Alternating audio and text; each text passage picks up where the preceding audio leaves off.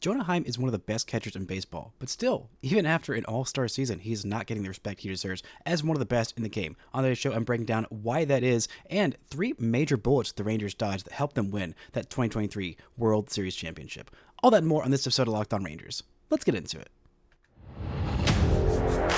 You are Locked On Rangers, your daily Texas Rangers podcast. Part of the Locked On Podcast Network, your team every day.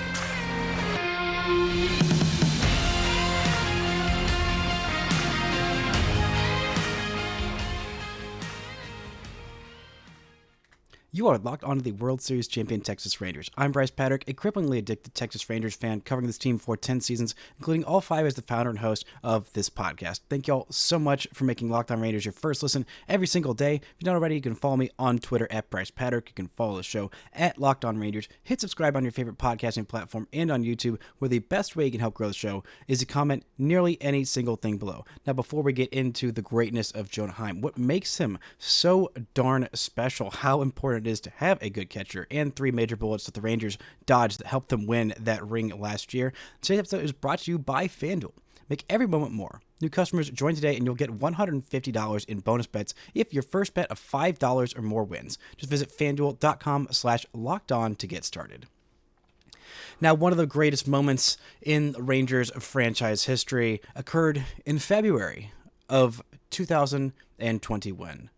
An inauspicious day before spring training had started, on February 6th of that year, the Rangers made a trade with the Oakland A's.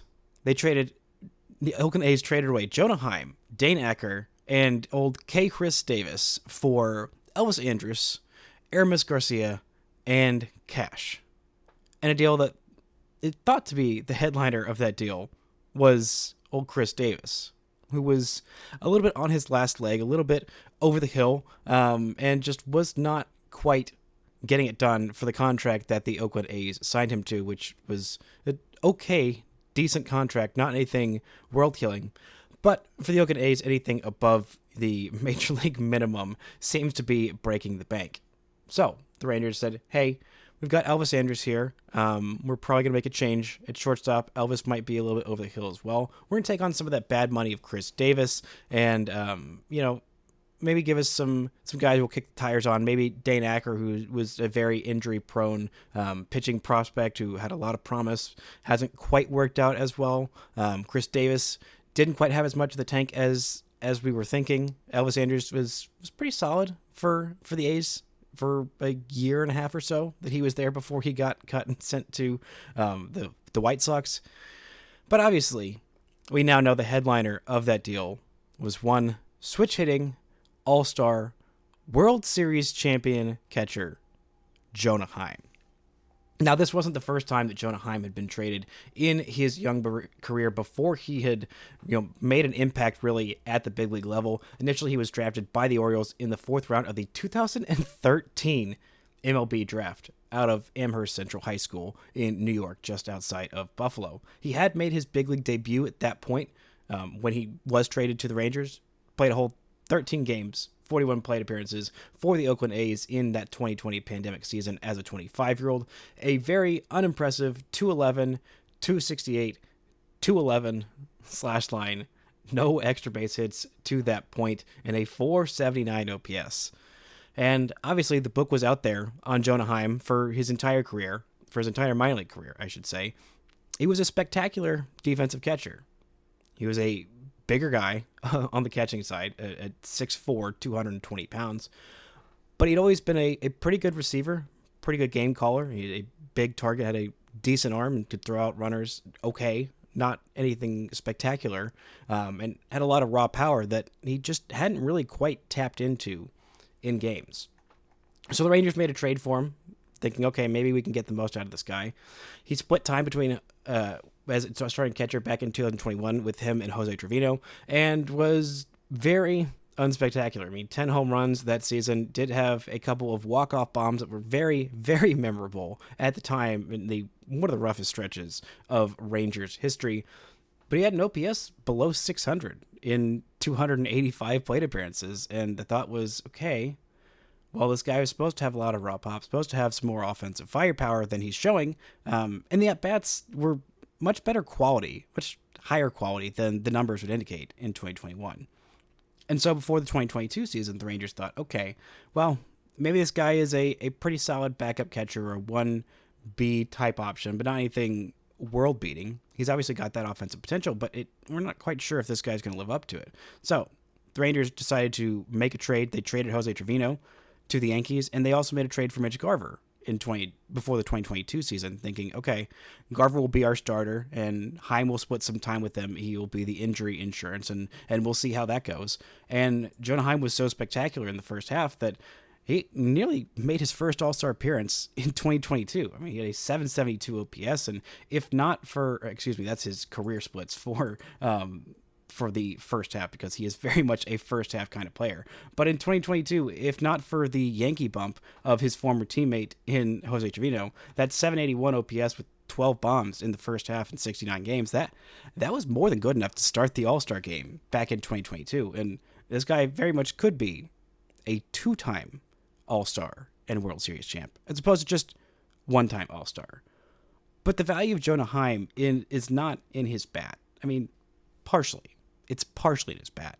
Most of it is in his defensive value. This is one of the best defensive catchers, this is the best defensive catcher in all of baseball. Talk about the total package of controlling the running game, calling games, framing pitches, blocking pitches, trusting the staff, trusting his game plan, that he is going to call the right pitch. He is going to guide them to, have a good game, and to trust their own stuff and believe in them and believe in the game plan that they and Jonah Heim and the entire coaching staff came up with. Even in the most difficult moments, those pitchers, time and time again, after nearly every single great after every great pitching performance I can remember from a Ranger last season, or even the last couple seasons, Jonah Heim is almost always the first name out of their mouth of, oh, what was going so right for you? Well, it's Jonah Heim. I just have all the trust in the world in him out there. My stuff was going pretty well. He was calling a great game, but I just trusted that Jonah Heim had my back, and that's an incredibly valuable thing. It is something that is very difficult, impossible really, to quantify, but it is real. The effect is real.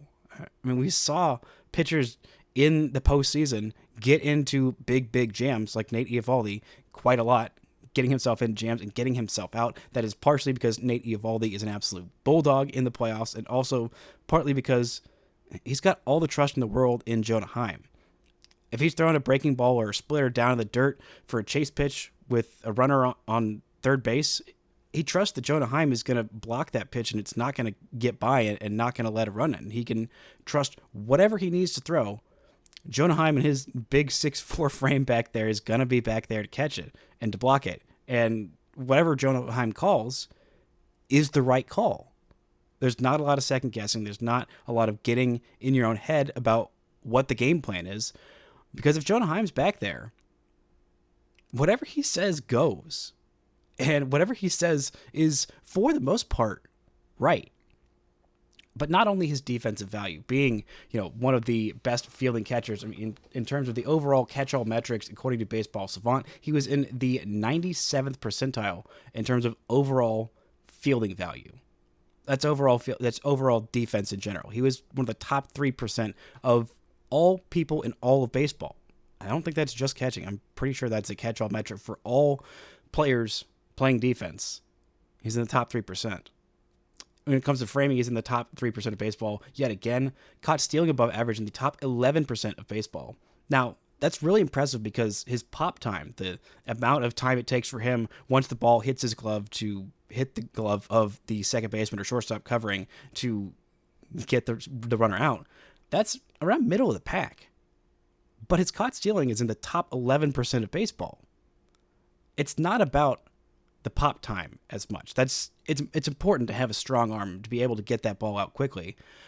But the thing about Jonah Heim that is so impressive, and one of the highlights of the postseason for this entire Rangers run, was that caught stealing of Gunnar Henderson in the 9th inning. That was a missed sign read on a hit and run, but still resulted in a huge caught stealing.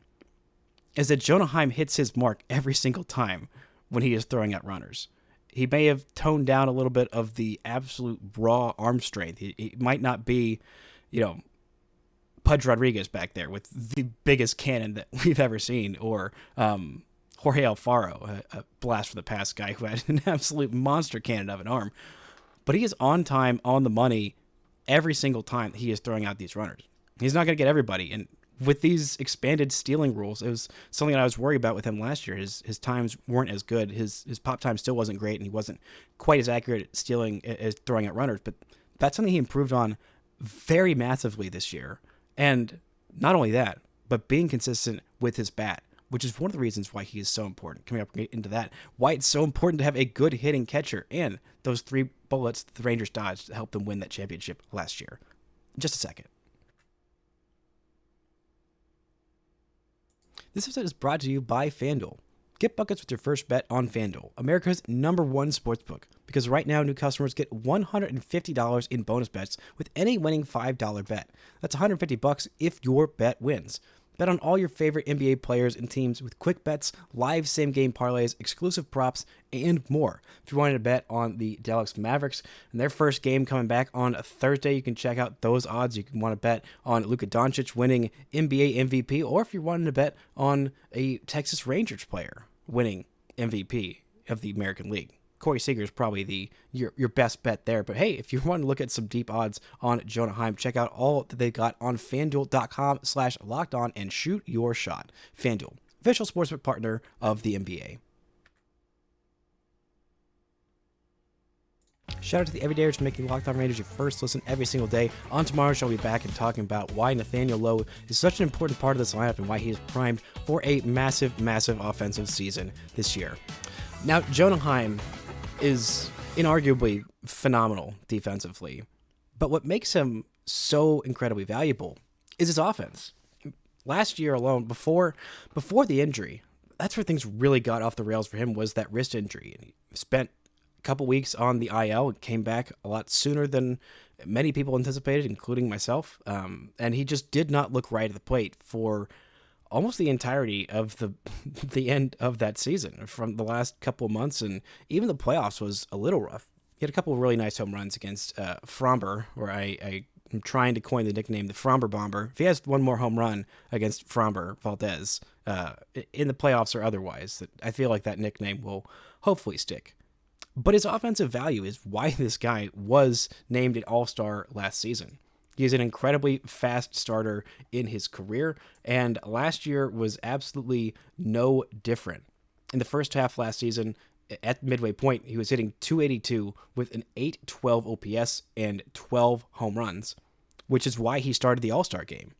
At that point, he was the best offensive catcher, the best overall catcher in the American League. He was a little bit behind Sean Murphy for what he was doing over in the National League, the insane start that he got off to. But hey, those votes did not matter in the American League, or for the American League, with what Sean Murphy was doing over in the National League, because Jonah Heim was absolutely crushing it. Even before that injury, his slash line looked like this, hitting .280 with a .337 on-base percentage and a .479 slugging percentage, an .816 OPS with 14 home runs and 23 doubles as a catcher, a switch hitter, a guy who is in the heart of the most dangerous lineup in the American League, is a switch hitting catcher, hitting 6th for the majority of the season, and he is doing damage. Not only that, but also you factor in the importance of a great defensive catcher. I mean, look at these teams who have been dynasties. Look at these lineups that are so incredibly good right now. It's because they don't have a weak spot in their lineup. Look at the Dodgers with Will Smith as their catcher. Look at the Braves with Sean Murphy as their catcher. Heck, look at the Orioles with Adley Rutschman as their catcher. The best offenses in baseball don't have a weak spot in their lineup. And it's because they get premium offense from a premium defensive position where normally there's not a lot of offense coming. But even if you don't have a lot of offense from your catcher, you got to get a lot of defensive value. And some of these teams that have been so incredibly good for sustained periods of time, I think specifically about the Cardinals and Yadier Molina, and how incredibly good they were for such a long, long, long time. and how every year it seemed that the Cardinals were getting the most out of their pitchers. And in year one, without Yadier Molina, their pitchers were incredibly terrible this year. I mean, Contreras was a fine defensive catcher, not great, not elite, but they were panicking so much with the absence of Yadi. I mean, Cardinals fans would scream at you for years and years and years and years about how incredibly valuable having a guy like Yadier Molina was behind the plate. How much he did for the pitching staff, how much he did, in general. And even though he was basically an offensive zero at the plate for most of his career, he was still beloved and incredibly valued. And you kind of saw a little bit. It's hard to quantify that it's just Yadier Molina leaving, but it was a pretty obvious impact on how bad the Cardinals were this year. It was the first time they were straight up bad in, 30 years? It's been a long, long time. And Yadier Molina was a big part of that consistency. Now, I'm not saying that Jonah Heim is Yadier Molina defensively. No, that is a incredibly high bar to set. But I'm saying that he is an incredibly valuable defensive catcher, and I think the best defensive catcher in baseball in terms of overall competence and overall skill. And he also adds a switch hitting, power hitting element to that value. But according to MLB Network and their top 100 players right now, I know this is, I feel like all of their player rankings of their, top 10 right now at each position or what have you, or their overall top 100, it was created as bait, maybe for me specifically. And unfortunately, I keep on taking the bait because they had a lot of catchers in this top 100 right now. And unless Jonah Heim is in the top 10, which they haven't revealed right now, which I think would be a bit aggressive, but I wouldn't say no because I love catchers. I think they're so incredibly important and so incredibly overlooked a lot of times. But unless he's in that top 10, he's not in the top 100 at all. And here's some of the other names that they have in there at this point. Adley Rutschman is the highest at this point at 19 overall. Best players in baseball. That's fine. I think that's solid. If you want to put Adley Rutschman over Jonah Heim, I think that's fine. He was, the All-MLB first team catcher this year. Cool. Will Smith at 45. All right. He's not that valuable defensively. He's not that great a defensive catcher. He's much better offensively. He's maybe the best offensive catcher in the game and has been for several years. That's fine. I get it. JT Realmuto, who seemed like he was unquestionably the best catcher in all baseball heading into 2023, but really, really fell off a cliff last year. Had a 1.6 Fangraphs WAR season. As a catcher, that's hard to do when framing is added into your defensive metrics. Then they had Sean Murphy at 47. Fine. William Contreras, 81. Okay, starting to have some gripes. Wilson Contreras at 82. Okay, really starting to have some gripes. Cal Raleigh at 93. Really? You think Cal Raleigh's better defensively or offensively? And then Gabriel Moreno at 94, who spent 1 year in the big leagues, was an offensive zero, and the main defensive quality he has is being amazing at throwing out runners trying to steal. Like, he was historically good. Don't get me wrong. That was a lot of value there. But the overall framing and, blocking and just general defensive impact was not there. And the bat was clearly not anywhere near Jonah Heim's level. I mean, we saw that in the World Series. He was hitting third for this team that won the National League, but they had him sacrifice bunting in the World Series. That's the kind of trust they have in his offensive value. And I feel like that should say everything about how he is not a better catcher than Jonah Heim. Cal Raleigh, not a better catcher than Jonah Heim. Wilson Contreras, not a better catcher than Jonah Heim. The rest of these guys, I can kind of squint and see how you would get there. But to not have Jonah Heim, the All-Star starting catcher, the All-MLB second team, World Series champion catcher, in the top 100 players right now, it's insane. It's absolutely ludicrous to me that Jonah Heim is not one of the best 100 players in all of baseball. If he's not one of the top 100 catchers in all of baseball, then I'd really start to go absolutely nuts. But it's not just that he's that good. It's that he's that valuable as well. This is the first year Jonah Heim is in arbitration eligible. He is making $3 million and $3,050,000, which is the 23rd highest paid catcher in all of Major League Baseball. Here's some guys who are getting paid more than Jonah Heim this year. Austin Barnes, Austin Hedges, Tom Murphy, Carson Kelly, Martin Maldonado, Yan Gomes, Max Stassi, Omar Narvaez, Christian Vasquez. James McCann is making 4 times as much money as him. And then the top 3 are JT Realmuto, Salvador Perez, and Wilson Contreras, which, fine. Even Mitch Garver is making about 3 times as much money as him, which, fine. That's how free agency works. But still, Jonah Heim is one of the best players in all of baseball. He is a switch-hitting catcher, which is an absolute diamond in the rough, such an important part of having a great defensive catcher who also provides you that pop, is an all-star, is one of the best catchers in baseball, is one of the best players in all of baseball, and the Rangers have got him for 3 more seasons. He is a huge part of why they were so good this year, a huge part of why the pitching staff was able to pitch over its head at times, and a huge part of why this team won the 2023 World Series. Coming up, we're going to look at 3 big bullets that the Rangers dodged that made it possible for them to win that World Series last year. Right after this word from our sponsors. This episode is brought to you by Game Time. You shouldn't have to worry about buying tickets to your next big event. Game Time is the fast and easy way to buy tickets for all the sports, music, comedy, and theater events near you. With killer last-minute deals, all-in prices, and views from your seat, and their best ticket price guarantee, Game Time takes all the guesswork out of buying tickets. The Mavericks are about to be back from their All-Star break, so you can get tickets to the latest Mavs games or Stars games, or heck, if you're going out to Arizona for spring training, those games are starting this week. Friday is the Rangers' first spring training game. You can get tickets, check out your prices. It is just such an easy experience, and it is no hassle and no nonsense. I mean, they show you how much your tickets are going to cost with all the fees and everything included. It is such a great experience buying tickets. I cannot recommend it higher. Take the guesswork out of buying tickets with Game Time. Download the Game Time app, create an account, and use code LOCKEDON for $20 off your first purchase. Terms apply. Again, create an account and redeem code LOCKEDON for $20 off. Download Game Time today. Last minute tickets, lowest price, guaranteed.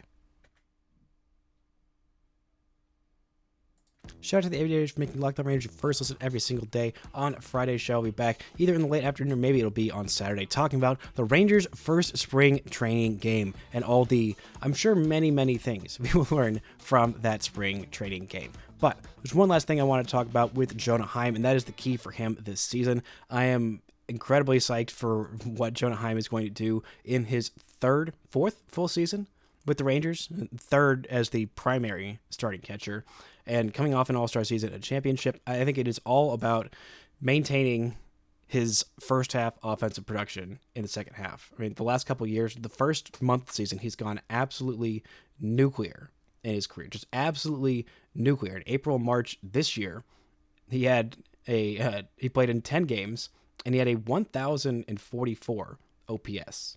1,044.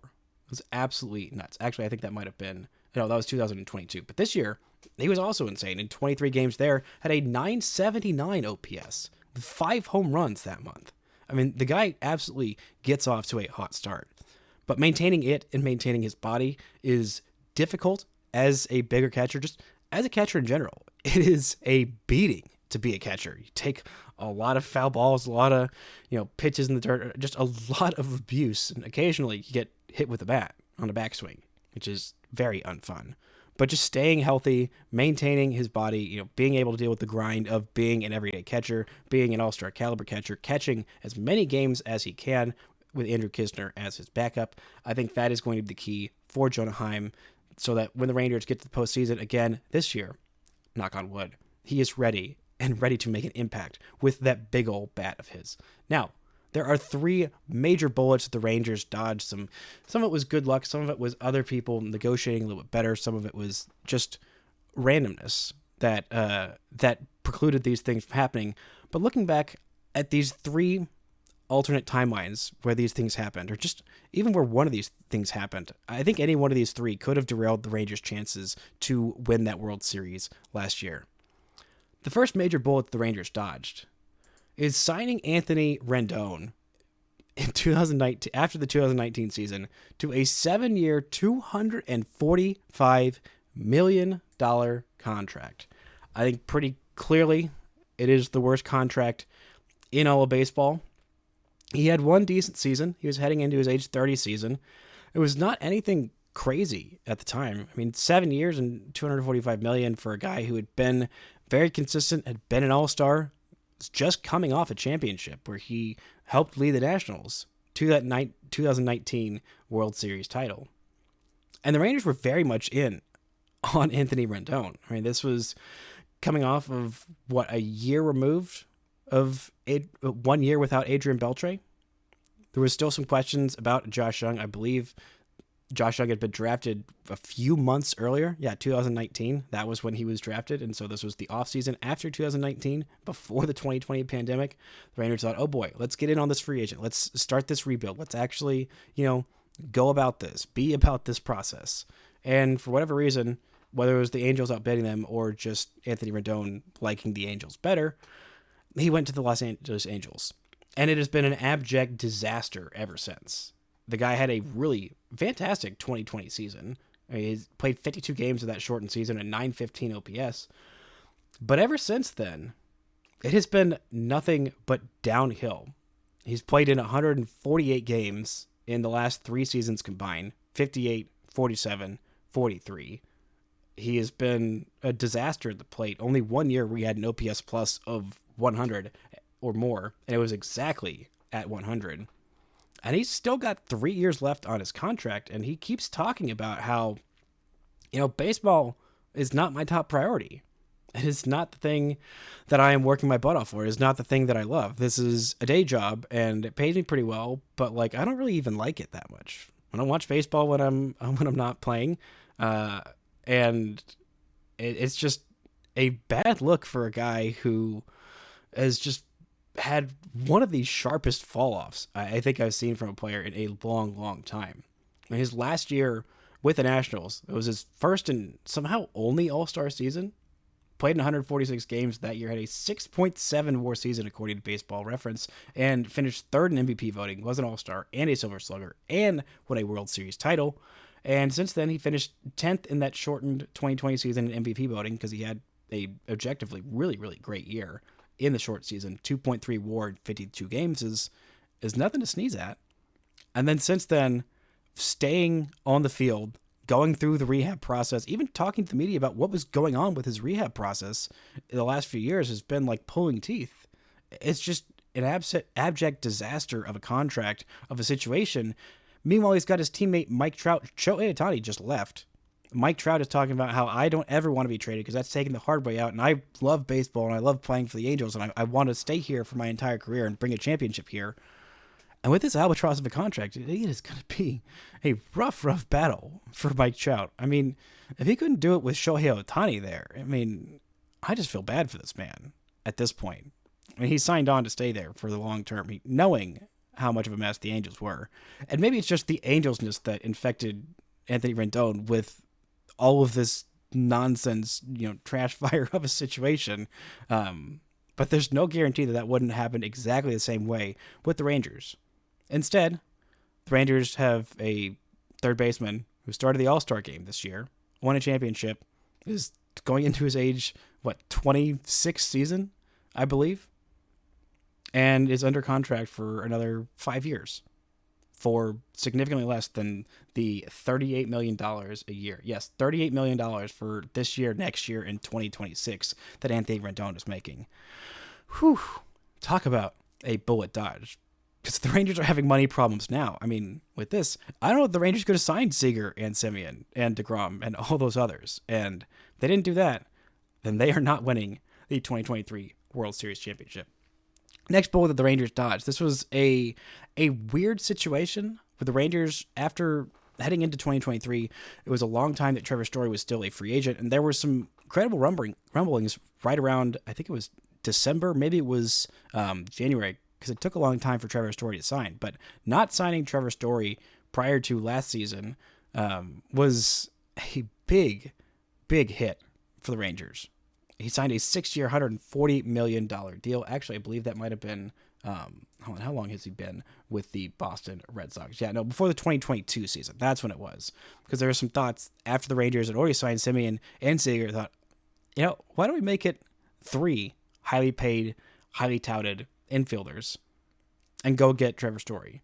And it's been a rough go of it for Trevor Story. In 2022, he was okay, but only played in 94 games, had a 102 OPS plus, just kind of average. Didn't play a whole lot of shortstop either, which was the whole point of paying him there, to play shortstop. Played a little bit more shortstop this year, but only played in 43 games and had a 50 OPS plus. Yeah, 50. He was half as good as the average Major League bat.